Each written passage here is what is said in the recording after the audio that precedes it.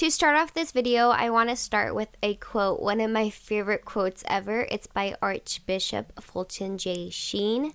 It says, "There are not 100 people in the United States who hate the Catholic Church, but there are millions who hate what they wrongly perceive the church to be." Now, as a person who studies the faith and teaches about the faith on this YouTube channel and in my everyday life, this quote is one of my favorites because not only is it very true that a lot of people are misinformed in the information on the Catholic Church, but it also gives me a new perspective into the way that I teach things by understanding that maybe people don't hate the church, but maybe people are just simply misinformed on the church. Oftentimes when we think or we perceive people to hate the Catholic Church, it is actually only because the people are misinformed on what the Catholic Church teaches. And unfortunately, a lot of that information is not typically through their own faults, it's through other people teaching them incorrectly, whether it be their churches or their families or just maybe people who were Catholic who misguided them on church teaching. Due to this lack of correct information and this false perception that people have of the Catholic Church, it leads to many misconceptions on Catholic teachings. So it's our job as Catholics to teach people the truth, or at least provide people with a way to learn about the truth. So hi everyone, welcome back to my channel. My name is Vanessa if you are new here. Now in this week's video, we're going to be addressing many misconceptions and myths about indulgences. Now last week I posted a video called Indulgences, and I taught you guys about indulgences. I taught you guys about biblical teaching on indulgences, the root of indulgences, and what indulgences are and what they're not. But this still left a lot of people a little confused about maybe misconceptions or false teachings that they heard about indulgences. And so I decided that it'd be very important to address those myths, address those misconceptions in this video. So if you haven't seen my indulgences video, I suggest clicking down below in the description bar. I'll have it linked there, and it gives you a good understanding of what indulgences are. But if you've seen it and you still want to learn about misconceptions and how to address them, then just keep on watching. So the first misconception I'd like to address is this misconception that a person can buy indulgences. So I chose to focus on this misconception first because this misconception is actually one that was held about 500 years ago, right before the time of the Reformation.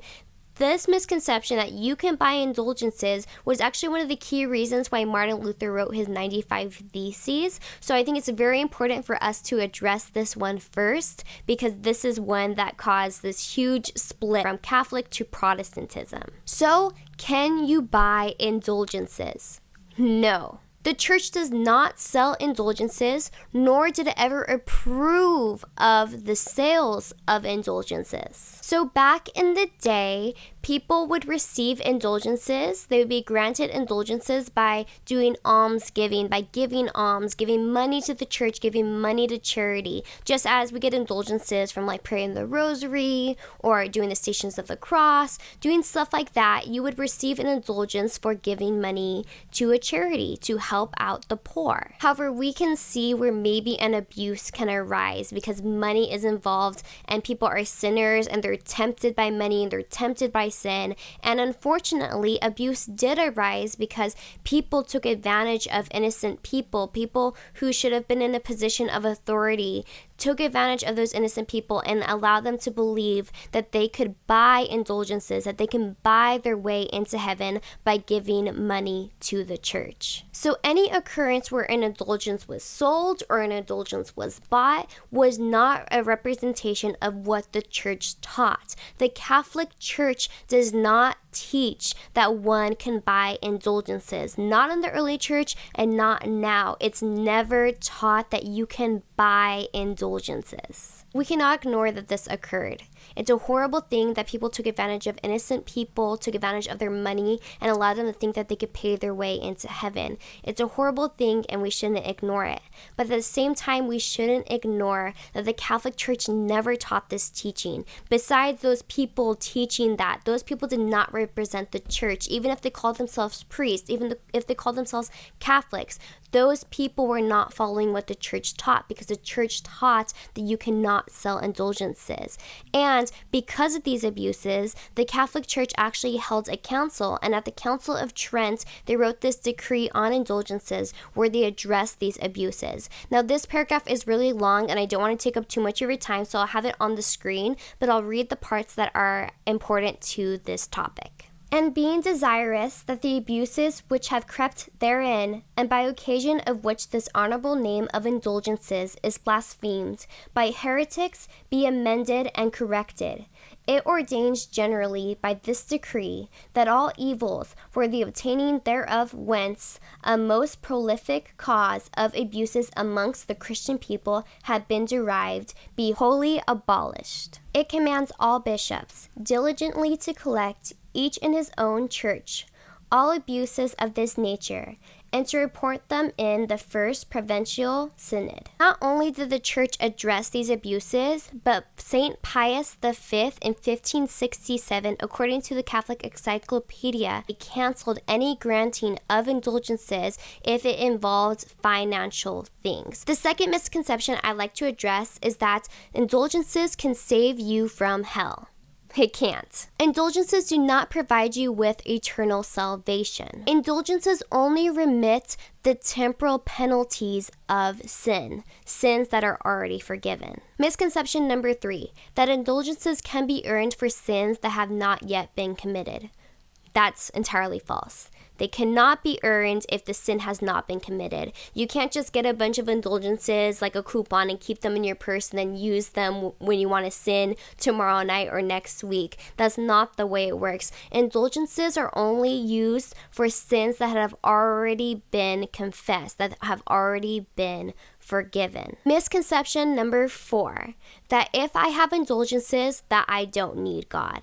That is entirely false. That is not a teaching of indulgences. That actually goes against the teaching of indulgences. Indulgences are only applied to the temporal penalties of sin which are already forgiven. And these sins are able to be forgiven because Christ died on the cross for us. Indulgences are not applied to eternal penalties of sin. Indulgences are not supposed to take away from Christ, to shift focus away from Christ. But indulgences are actually supposed to show that Christ can work through us, that we can repent and move away from sin and live a life for Christ. Sin, like we've heard before, sin makes us dirty, but forgiveness makes us clean again. And Christ is showing us that we can have change in our heart, that we can move closer to Him, and that's the point of indulgences, to change who we are, to move away from sin and move closer to God. And misconception number 5, this is basically a wrap-up of everything we've talked about. So any misconception, any teaching, any claim that people make that indulgences can be used to get you out of hell, that you don't need Christ for them, anything that people can come up with indulgences basically can be answered with the 4 misconceptions that I just stated. But basically for misconception number 5, I'm going to address any other misconception anyone could bring up and tell you the 3 main things that you need to know if you want to talk about it. 1, indulgences are only granted to sins